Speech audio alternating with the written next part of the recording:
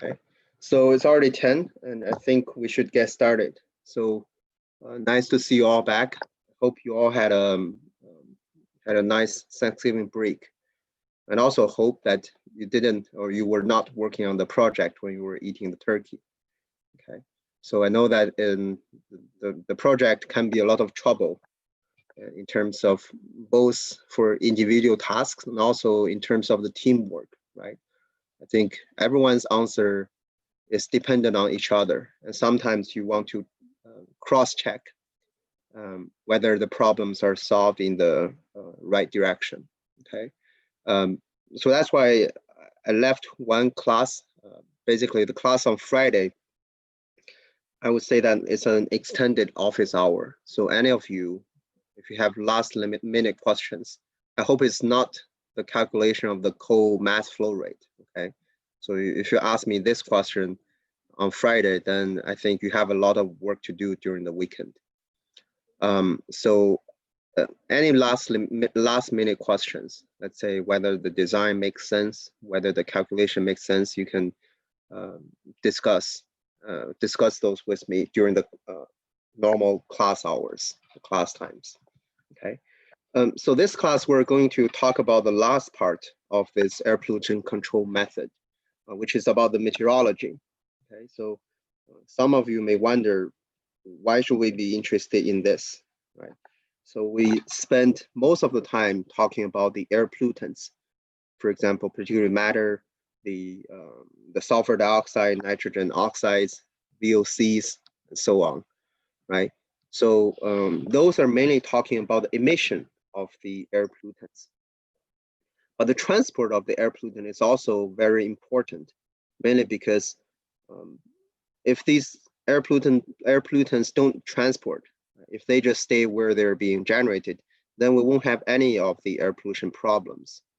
It's mainly because they're going to disperse, and also they're going to get transported to different locations, and it's during this process that's causing health hazards to the human, right?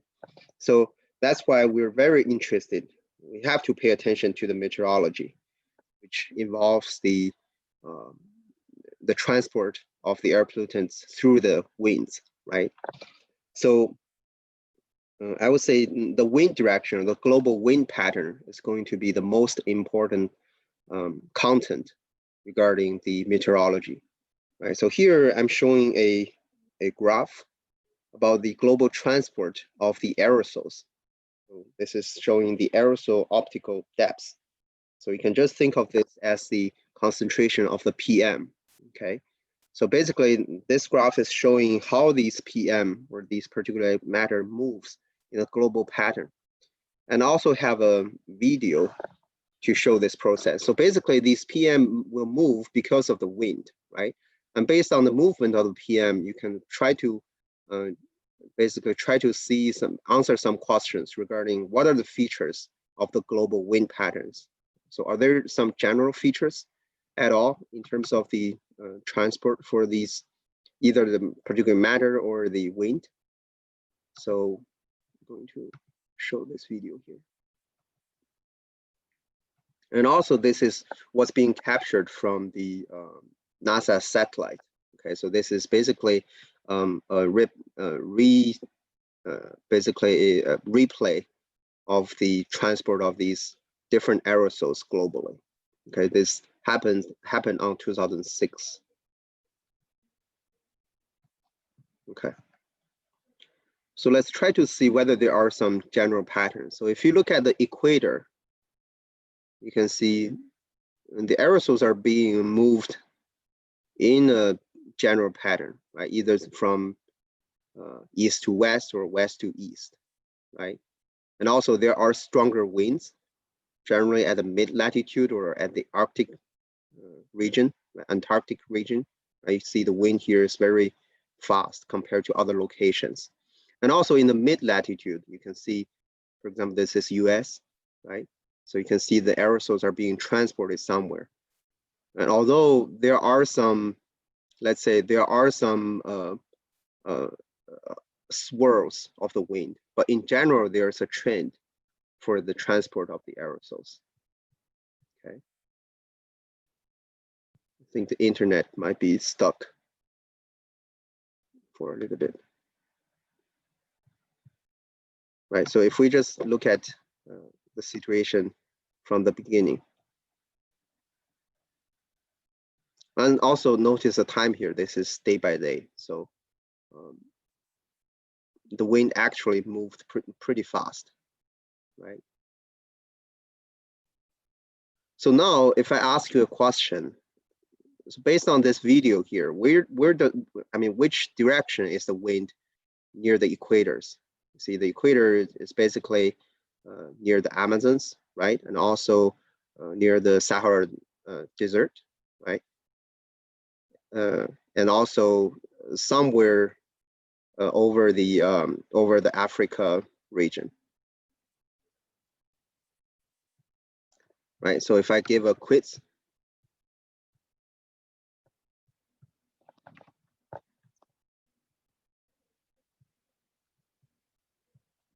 so what is the direction of the wind near the equators? Is it from west to east, or is it from east to west?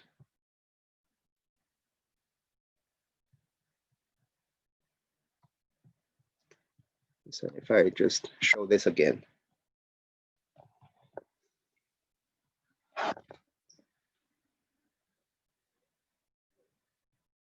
I think it's probably easier to just look at the dust aerosols, basically the sand that's being generated from the Saharan desert, right? You see, there's a general trend that these dust are being transported from the Saharan desert to the west. Basically, direction is going to be east to west, right? That's why even North America, we can receive some of the dust aerosols coming from the Saharan region. Otherwise, these dusts are going to flow in this way, right? So now you can see that the correct answer should be, let's see.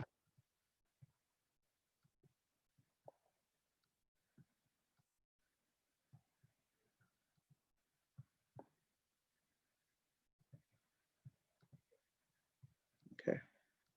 So the correct answer should be east to west, okay? So this should be the direction or the general direction of the wind near the equator region. So then you may wonder why this is the case, right? So if you further track the features, not only near the equator, we have this general direction of the wind. Over the mid-latitude, generally the wind direction is from the west to east. Right? You see these aerosols are being generated from here and then getting transported in this direction. And further, at higher latitudes, for example, the Arctic region or the Antarctica region, the wind direction is reversed again. It's from east to west. So basically we have this east to west direction, west to east direction in the mid latitude, and higher latitude, we have east to west again, okay? So why this is the case? So this have to be something involved regarding the Earth's energy budget, or basically the radiation that we receive from the sun, okay? So whenever we describe the generation of the wind, so the wind is basically caused by the pressure difference, right?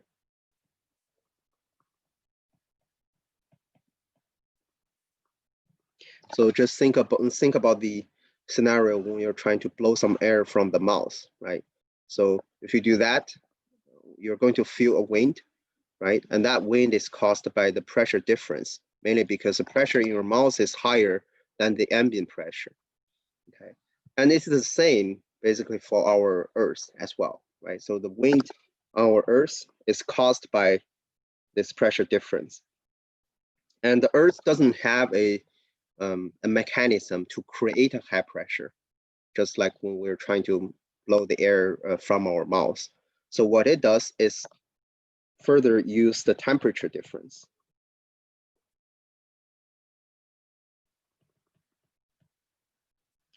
So according to the ideal gas law, we know that the higher temperature, if you have a higher temperature, then you're going to have a lower density of the air, right? So if the air has a lower density, then the air is going to try to lift up, right? So basically, if you think about our Earth, then we have the warmer regions and also we have the colder regions. The warmer region is going to be near the equator, mainly because, for example, this is a solar radiation, right? Because our Earth is so small, so all of these radiation are going to be parallel to each other, right? And then if you think about the energy that's emitted at this location and the energy that's emitted at this location, so their energy basically is going to be the same, right? So we're going to receive the same amount of energy, which is Q over this area here.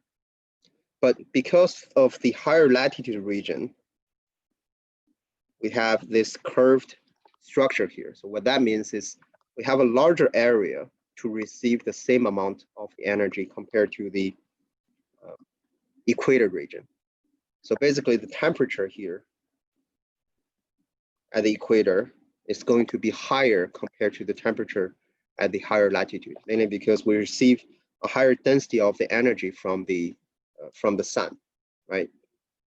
So because of this temperature difference, the air at the lower latitude, basically at the equator region, are going to rise up, while the air at the higher latitude are going to fall down, right? So this is based on the ideal gas law. We're going to have this general pattern in terms of the wind, right? So if the air warm up, or if the air lift up at the equator region, then we're going to have a low pressure. We're going to have a low pressure zone near the equator. So what this also means is that the air are going to flow in this way, right? From the south to the north, from the north to the south in our northern hemisphere. And in terms of the southern hemisphere, that's going to be south to north, right? So basically we have a low pressure zone which attracts the air from the Arctic region or the higher latitude to the equator region. And at the same time, at higher altitude, higher heights, the air are going to go this way, okay? So this is going to be the general wind pattern on our Earth. And this actually applies for a lot of the planets, right? So let's say typically for the smaller planet, okay? So if we think about a small, let's say a billiard ball, okay? So if it's going to be a billiard ball that's receiving the solar radiation, then we're going to have this general recirculation of the air. Okay, so basically at the ground, the air is going to lift up near the equator region, and then at the higher latitude, the air is going to settle down because of the colder air in here. And this is going to be the scenario for relatively smaller planet, or for example, a billiard ball, okay? But unfortunately, our Earth is not a billiard ball. Our Earth is so large, right? It's so large that it has to break up into several recirculation patterns. So what happens is, instead of having this long range of the wind flowing from north to the south, right, mainly because this distance is so large, it's broken into several sections. So first, at the higher latitude, we're still going to have this general pattern where the air is going to settle down at a higher latitude near the Arctic region, and then it's going to go this way, and then this way, and then this way. Okay, so it's going to form several cells of the air. Well, at the equator region, you are still going to have this air lifting up, and then go this way, settle down, and then further go this way. So basically, at the Arctic region and at the equator region, you're still having this pattern that's regulated by this higher temperature air warm up, right? And lower temperature air settle down. And then it's basically at the mid latitude, we're creating a new cell which has the air circulation like this. Okay, and this is mainly because of the air movement direction or the wind direction at the higher latitude and at lower latitude, that's creating or enforcing this circulation of the air in the mid latitude, where the air is going to go down further at the lower latitude and then rise up at a little bit higher latitude. So basically, we're forming another cell in here. Okay, and we generally call these circulations as cells.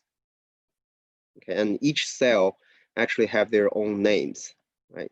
So this is a scenario for the northern hemisphere, and the same thing is going to happen for the southern hemisphere, where you have this air circulation, air warming, rising up at the equator region, and then go this way, and this way, near the equator region, and then at the Antarctic region, we have air settling down here, rise up, and then go this way.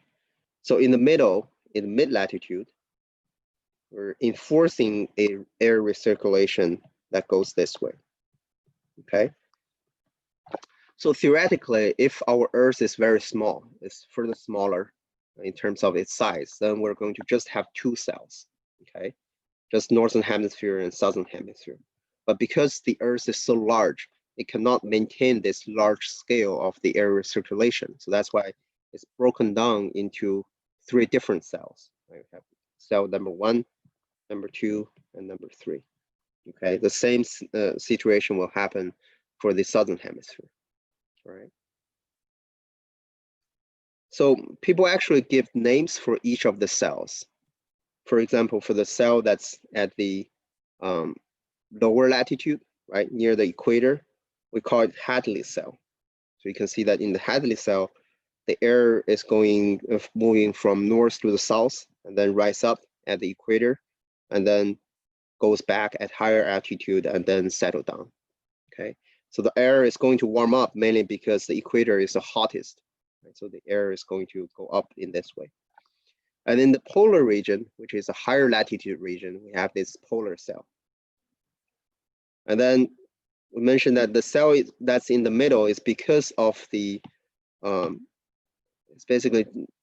it's generated due to these two different cells, due to the polar cell and the Hadley cell. So basically it's enforcing the air to recirculate in this way, right? So the air is going to go from south to the north near the surface, and then it's going to reverse at a higher altitude, at a higher height, okay? So basically due to the temperature difference, this is due to the solar radiation, that we're going to have different air recirculations, and this determines the wind direction from north to south or from south to north, right? For example, in the polar region, if we're talking about the wind direction at the surface where people live, right? So the wind direction is going to be south to north. And then in the mid latitude, if we talk about the wind direction at the surface, right, then that's going to be south to north, right? Having this direction. And then if we're talking about the equator region, that's going to be south, that's going to be north to south again, going to be this direction, okay? So then we may wonder, this temperature difference, this air recirculation only determines the wind direction in the north to south direction, right? So it's either north or south. So what about the wind direction from east to west or west to east? We mentioned that near the equator region, the wind direction is from east to west, right? So why do we have this direction of the wind? And the wind direction that's along the rotation direction or the rotating direction of the Earth is mainly caused by the Coriolis Force. I think you probably have heard of this force in your physics classes, okay? So the easier way to introduce this Coriolis Force is to just, let's say, if we just look at the Earth from the North Pole, right? So this is showing all the different continents, right? You have the North America, Asia, and part of the Africa, okay?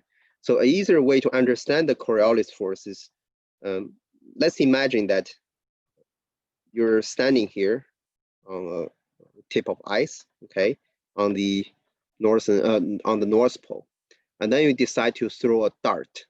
Okay? So since you are not at the North Pole, so no matter which direction you are throwing this dart, it's always going south. Right?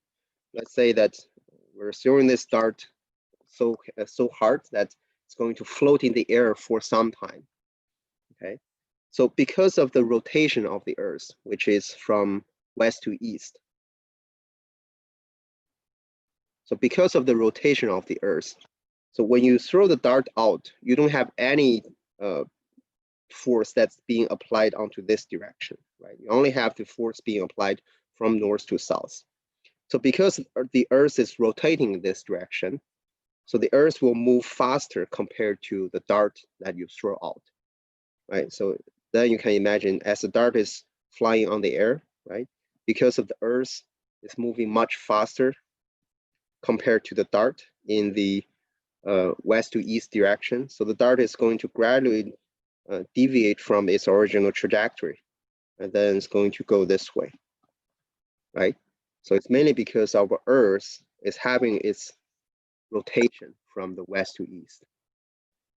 Right? And since when we throw out the dart, we don't have any direction in terms of the west to east directions. So gradually we're going to deviate from our original trajectory. So which means that if you're trying to throw this dart aiming at Quito, right? This is a city in Chile, right? And then because of the Earth's rotation, the direction is going to deviate, or it's going to bias towards the right, of its original direction, okay?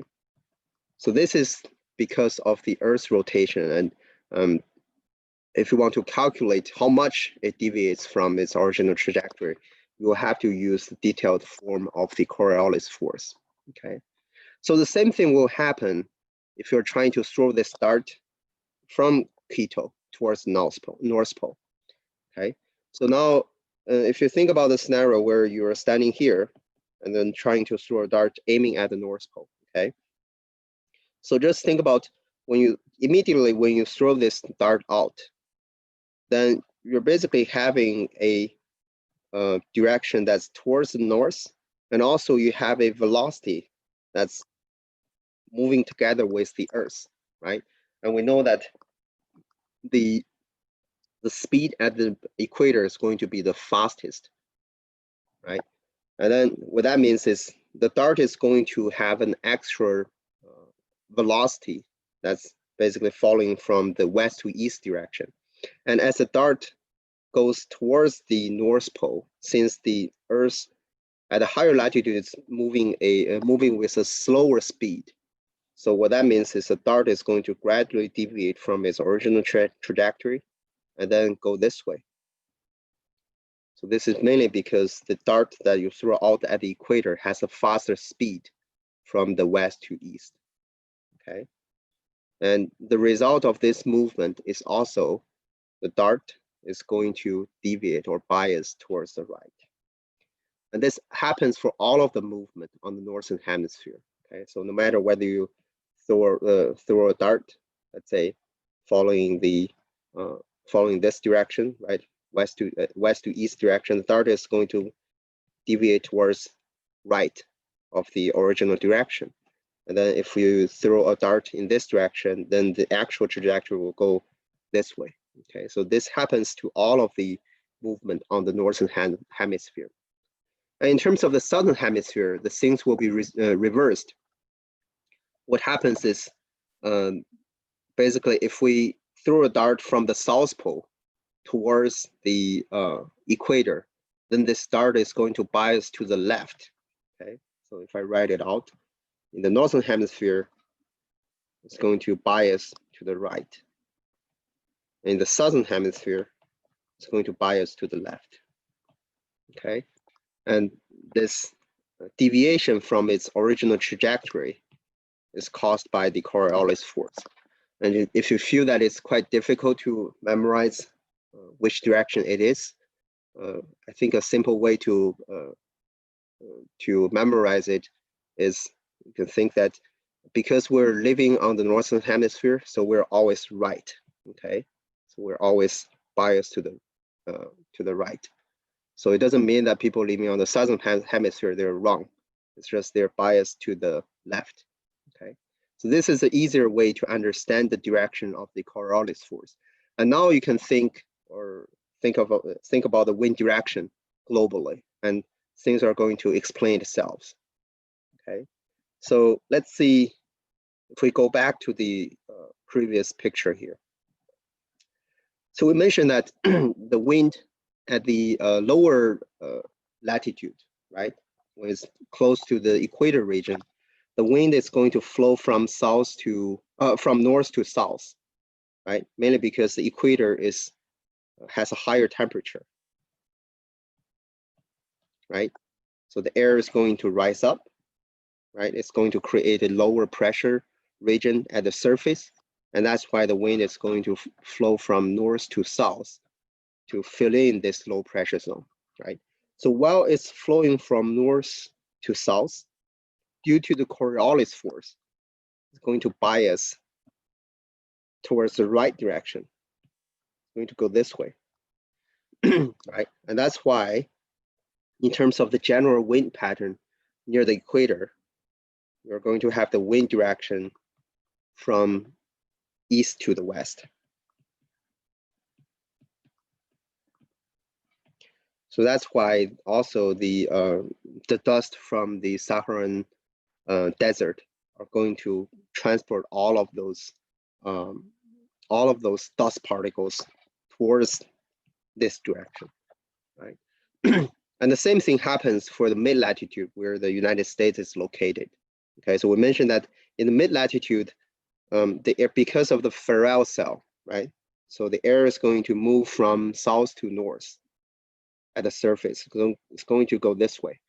And because the air or the movement is biased to the right, so we're going to have the general wind pattern that's going this way. This is at the surface, right? And now if I ask you a question, if we decide to build several nuclear power plants, okay, we want to build several nuclear power plants in the United States, where should we put them? Should we put them at the west coast, or should we put them at the east coast? We should put them at the east coast, right?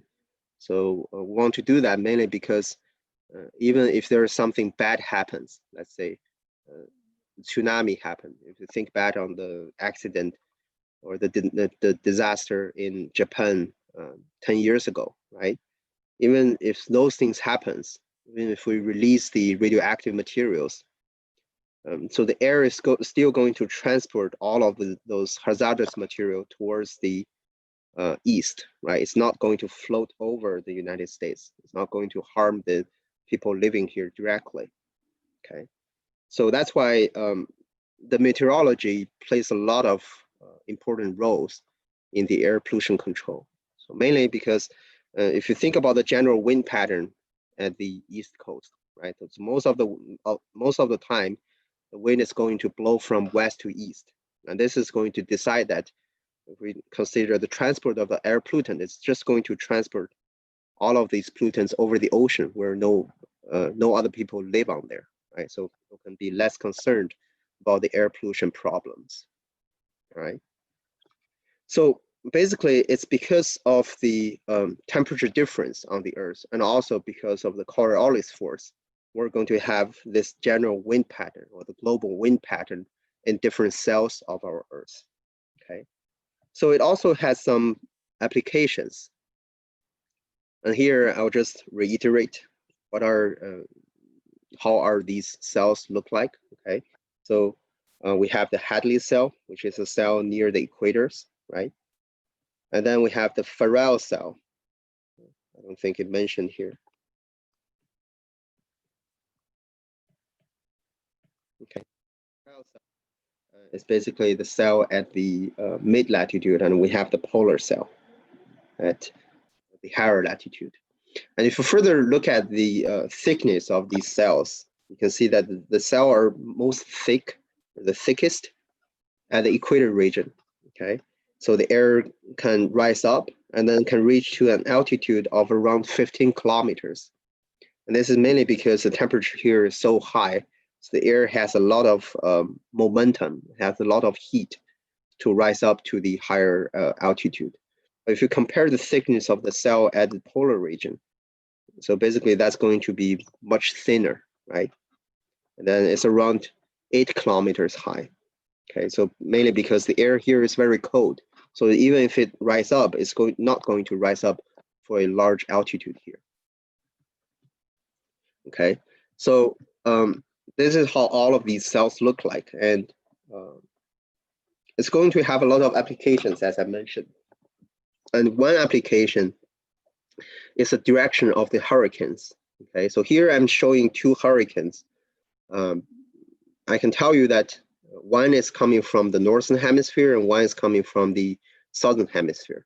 So if I give you a quiz, and can you tell me which hemisphere is the first hurricane located? Is it in the northern hemisphere or is it in the southern hemisphere? And just take a guess.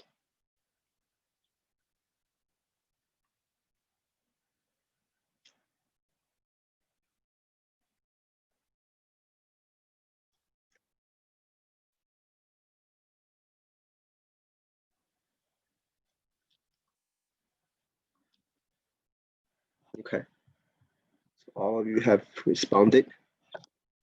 And it is the northern hemisphere. Okay, and I think most of you have got the correct answer. So the direction or the rotation of the hurricane system is also dependent on the Coriolis force. And the reason for its formation is also because of the pressure difference, right? So whenever we mention about the hurricane, if you just look from this direction, let's say, look from the horizontal direction. So what happens is we have a low pressure center that's trying to move the air towards the higher altitude, right? Let's say this is the ocean. So basically we have a very low pressure center for this air movement. So a lot of air are going to move to the higher altitude. And then because of the higher altitude, because of the upward movement, so all of these moist air over the seawater are going to be transported upwards. And then we mentioned that at higher at this higher height here, temperature is lower, right? So if the temperature is lower, and then we're going to condense a lot of water. So it's going to form intense cloud and also intense rainfall, right? So this is what happens during a hurricane. So what this means is that when the air moves up, so this low pressure zone is going to get transported towards the surface of the ocean, right? And because of low pressure zone, a lot of air are going to move from all of the directions towards the center, okay, from any direction, mainly because we have a very low pressure at the center here. So now we can start to look from the angle that's up of the hurricane. So what happens is we have a very low pressure center, right? And the wind is going to go this way, right? And this is the targeted direction, okay? This is our, if you think back on the problem for throwing a dart. So this is the direction of the dart that we aim at, right? And now if we're at the northern hemisphere, one thing we mentioned is that all of these wind are going to bias towards the right, okay? If it's biased to the right, it's going to go this way. Right? And now, because the air are going to compress each other, right? They're not going to go directly or in this straight direction. They're going to go this direction. Okay? And now we can tell that this is counterclockwise.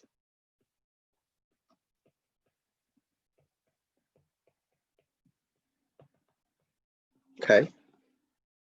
And if you look at these two hurricane systems, so the first one is counterclockwise, which means that we're at the, I mean, basically this hurricane system is at the northern hemisphere.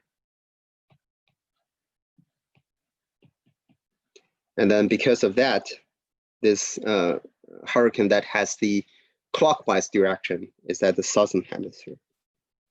Okay, so this is how we can tell whether a hurricane system is at the north or at the south. And I want to say that this is the correct answer. Okay, so I want to say that I'm not making this up. Okay, I didn't just search for two hurricane systems and then tell you which where it's located. So basically, there are some examples we can look at. So here I'm showing the Hurricane Dorian. So this is the basically the strongest or the most intense tropical cyclone on record. Okay, and this happened last year. I think this year there weren't many strong hurricane systems, but last year there are a lot of these hurricane systems that's harassing the tropical region, also the southeast of the U.S. Okay, so basically we can try to track this hurricane system based on the NASA satellites. And here I have a link which is showing the satellite images that's collected on all of these from all of these platforms. So let's say if we just try to go to this link here.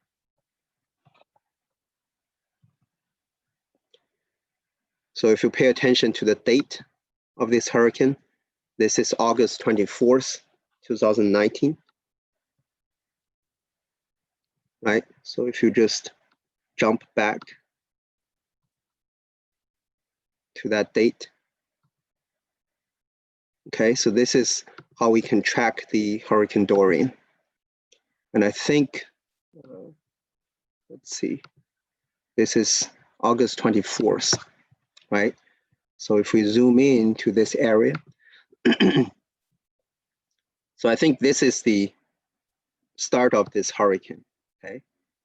So it started from here, right? 24th, and then started to grow, right? You can see how it grows here. Grows larger, larger, and larger. And now it hits Florida. All right. So now if you pay attention to the direction of this hurricane, you can see this is counterclockwise. Okay. Right. This is mainly because this is at the northern hemisphere. And you can also see this hurricane is in a very, very large scale, right? It has the size of almost that of the Florida. Okay. And the wind is also very thick. It's causing a lot of damage to the people living near the coast. Okay, further it moves to the New York area, right? And also, if you try to track the movement of this hurricane system, so you see it's being generated from the equator region, right? So we see that the equator is here. So when it's being transported, when it moves itself, first it moves from east to the west, okay? If you think back on the direction of the wind that's happening at the equator, right? We mentioned that the wind direction at the equator is from east to the west, right? So that's why it's moving in this way. And then once it hits the mid-latitude, where is the region of the United States, then it's switching its direction and then start to move from west to the east. So even the movement of this hurricane is following the Coriolis Force, right? It's following the general wind pattern of the Earth, right? You see, once it hits to the mid-latitude, it starts to diverge the direction and then start to move from the west to the east, okay? So it's not going to penetrate further towards the center of the United States, right? So this is very important information when people are trying to forecast the movement of the hurricane systems. And we can basically use a similar information to predict how the air pollutant moves based on this global wind transport pattern here. So there's another application of this Coriolis Force. So I'm not sure if you have the experience of taking very long flights. Generally, in the United States, I refer to the flights that's flying either from either towards the West Coast or the East Coast. Okay, so let's say if we decide to drive to St. Louis and take a flight to Seattle. Okay, so normally if you track them, just take a search on the Google Flights. You can search for both ways. Normally what you can find is that if you try to fly from St. Louis to Seattle, that normally take 4.5 hours, okay? But if you're trying to fly back from Seattle to St. Louis, you can see the time is shorter, around 3 hours and 45 minutes, okay? You can also find this information from here. So what is causing this different time for each direction here? It's also because of the general wind pattern, okay? So if you think back the wind direction in the mid-latitude or in the US, right? We mentioned that the wind direction is going this way, right? So what that means is the aircraft can just sit on this wind here when it flies back to St. Louis, right? It's not going to cost a lot of fuel, right? And then we just need a little bit of power so that the wind can just blow the aircraft back to the east, right? And when we're flying from St. Louis to Seattle, we have to basically fly against the wind, and that is going to take us a longer time. So this happens for the domestic flights, and if you're interested, you can also search for the flights going to Europe or going to Asia. And basically this general wind pattern is going to cause a much larger difference in terms of the flight time, okay? And this is also caused by the Coriolis force. So why is that important? As I mentioned, the global wind pattern is going to affect a lot about the transport of the air pollutants. And we mentioned that when we're assuming that we're trying to build nuclear power plants, right? We want to build those nuclear power plants at the East Coast, mainly because the wind is going to go this way at the mid-latitude, okay? And it is going to affect a lot of these air pollutant transport scenarios.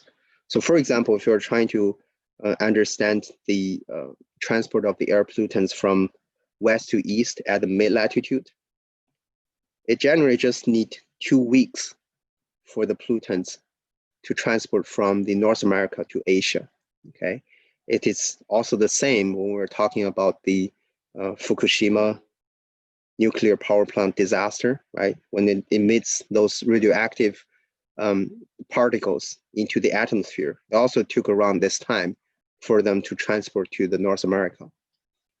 And then you can also notice that for the air pollutants to travel from one cell to the other, we mentioned that we have three different cells, right? At the equator, we have this Hadley cell, right? And at the mid-latitude, we have this Ferrel cell. And then at the polar region, you have the polar cell. Okay, so in each cell, the transport is quite efficient. For example, in the mid-latitude, you just need 2 weeks to transport the pollutants. But if we're talking about the transport of the air pollutants across different cells, that's going to take a longer time, around 1 to 2 months for the air pollutant to transport from the mid-latitude, for example, the Ferrel cell, into the polar cell. It also needs around 1 to 2 months to transport from the Ferrel cells to Hadley cell, okay? And if we further want to consider transport across hemispheres, let's say from the northern hemisphere to southern hemisphere, it's going to take around a year, okay? So in terms of the transport of the air pollutants, it's also going to take a very long time, right? For example, again, if we talk about the radioactive materials emitted here, it's going to take maybe several years to put an impact on the southern hemisphere, but its impact on the northern hemisphere, especially the mid-latitude, is going to be very rapid. Okay, so this is a transport regarding the horizontal direction, and there is also the transport in the vertical direction. Okay, so we can separate our atmosphere into several layers of the air. So if you remember, we mentioned about the troposphere.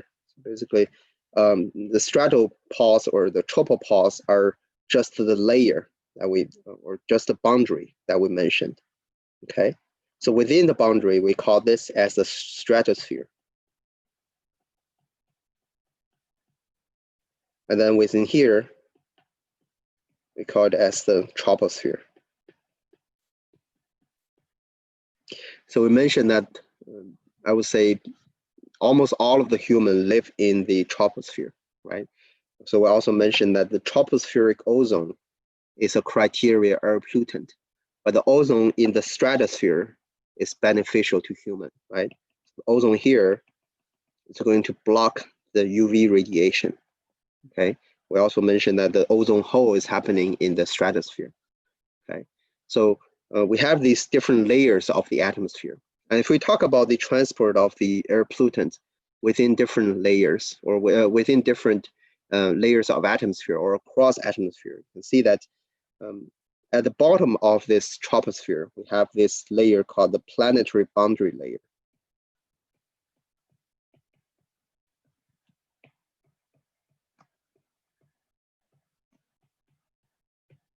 Or this PBL.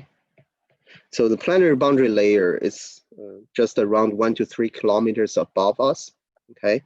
And the air within this boundary layer mix very well. So it's just take 1 or 2 days for the air to mix, okay? So for example, we have a coal-fired power plant, and it just needs 1 or 2 days, 1 to 2 days to let those pollutants to reach to around 1 to 3 kilometers above us. And this is also the location where we form clouds, okay? A lot of clouds are being formed at this planetary boundary layer.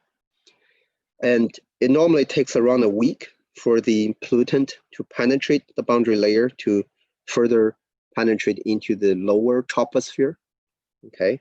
And it takes around a month for the air pollutant to reach to the top of the troposphere. And if we talk about the transport of the air pollutants across the tropopause, then it's going to take around 5 to 10 years. Okay, and similarly for the component of the air to transport downwards, go across this tropopause from the stratosphere towards the troposphere, it also took around 1 to 2 years. So that's why we're very concerned about the ozone hole, right? So we mentioned about the CFC, right? We use a lot of these chlorofluorocarbon for the refrigerators, and it's causing the ozone hole. But the transport of these species actually takes years to penetrate into the stratosphere, right?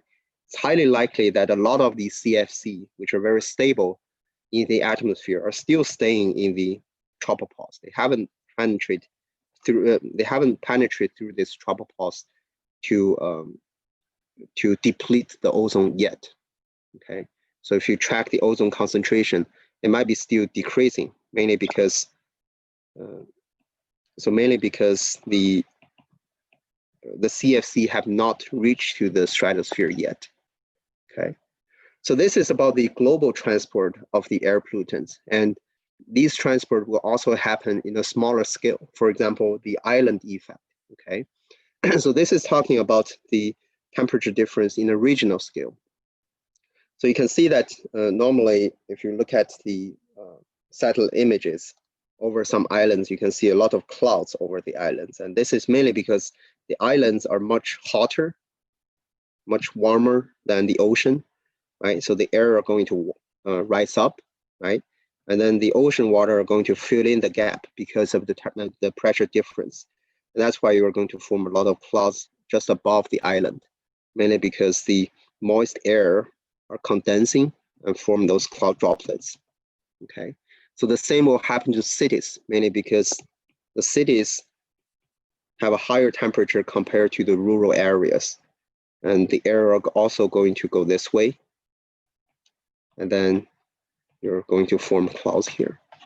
Okay, so this class will mainly discuss the general wind patterns that's happening on our Earth, and we're going to talk more about how these transport or how these wind patterns are going to affect the transport of the air pollutants in our next class.